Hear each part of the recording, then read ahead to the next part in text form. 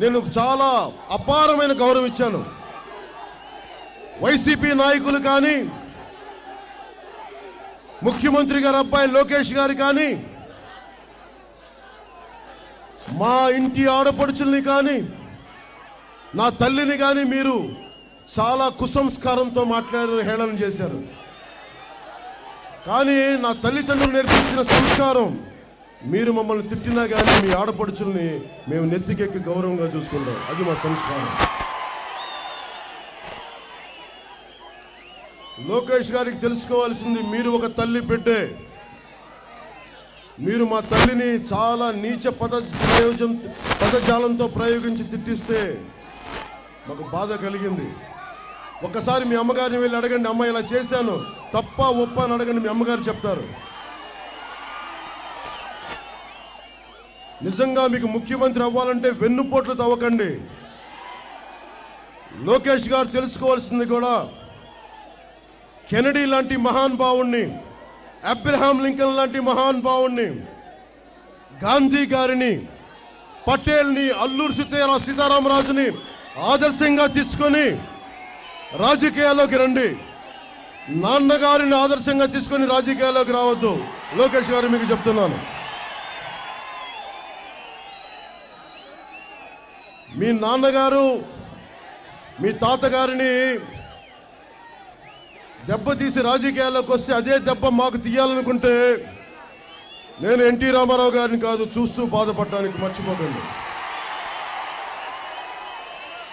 ఎంత మర్యాద ఇస్తానో, ఎంత గౌరవం ఇస్తానో, అంతకంతా పిచ్చి పిచ్చి వేషాలు వేస్తే అంత బలంగా ఎదురు తిరుగుతాను. జాగ్రత్త. మీరు ఈ పిచ్చి పిచ్చి రాజకీయాలు బయట వాళ్ళతో చేసుకోండి. పవన్ కళ్యాణ్తో చేయకండి, జనసేనతో చేయకండి, జన సైనికులతో చేయకండి. చాలా జాగ్రత్తగా, బాధ్యతగా, ఒళ్ళు దగ్గర పెట్టుకుని రాజకీయం చేయండి. మేము మీకు సహకరిస్తాం. కానీ వెనక నుంచి వెన్నుపోటులు మాకు అలవాటే అని మా నాన్నగారి నుంచి వచ్చిన అలవాట్లు అంటే అది మీ ఇంట్లో పెట్టుకోండి.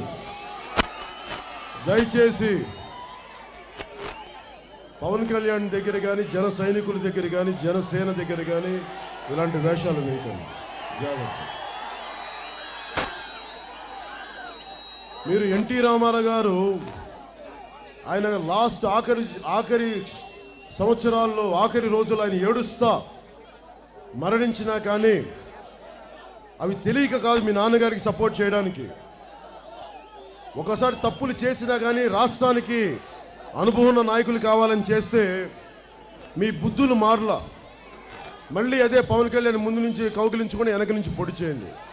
ఇంకెప్పుడు మారుతారు తెలుగుదేశం నాయకులు?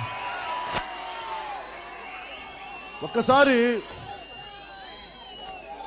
మీరు ఈ పాడు రాజకీయాలు మానేయండి.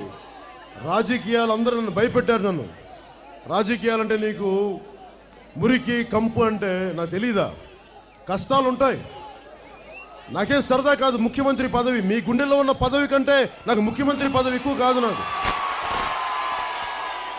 కానీ రాజకీయాలు నాకు సరదా కాదు, రాజకీయాలు నాకు బాధ్యత. ఇంతమంది అనుభవం పండిపోయిన రాజకీయ నాయకులు అందరూ కలిసి ఒక్క నిడదవలకు ఒక రైల్వే ఓవర్ బ్రిడ్జ్ నిర్మించలేని పరిస్థితిలో ఉన్నప్పుడు మరి మీ పనికి మాలిన అనుభవం దేనికి? అందుకే నాకు అనిపించింది, కష్టమైన నష్టమైన ఒక సరికొత్త రాజకీయ వ్యవస్థ కావాలి. ఈ అవినీతితో, దోపిడితో నిండిపోయిన రాజకీయ వ్యవస్థని సమూలంగా కూలదోసి ఒక సరికొత్త రాజకీయ వ్యవస్థని స్థాపించాల్సిన ఈ యువతరానికి, ఈ నవతరానికి అవసరం ఉంది. అందుకు పెట్టారు పొలిటికల్ పార్టీ.